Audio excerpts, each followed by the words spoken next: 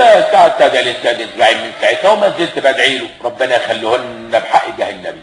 اللهم خلي الزعيم واديله زي ما هو عايز مانجا ياخد مانجا، عايز فراوله ياخد فراوله، عايز فلوس ياخد فلوس، وهو محتاج فلوس. اللهم صل على النبي، ده بيركب ببلاش.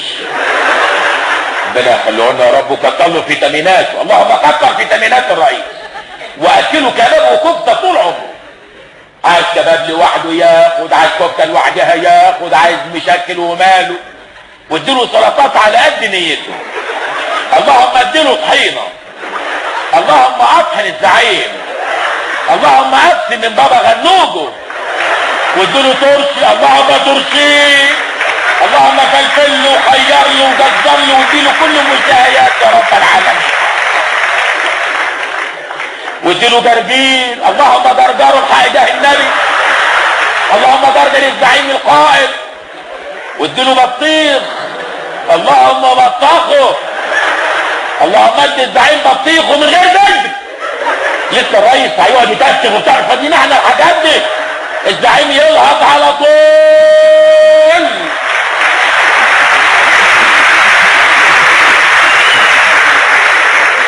وابعد عنه الامراض المتوطنه. اللهم قلل من امساكه واكثر من انتهاكه. ويخرب بيت اللي بيكرهه، ويخرب بيت اللي بيحبه وهو جواه بيكرهه، ويخرب بيت اللي بيحبه وهو جواه بيحبه وواحد واقف جنبيه بيكرهه. الزعيم والقائد والثوره يخليهن ويخلي جميع الزعماء. اللهم خلينا جميع الزعماء والرؤساء وديهم الصحه والعافيه، كل الزعماء.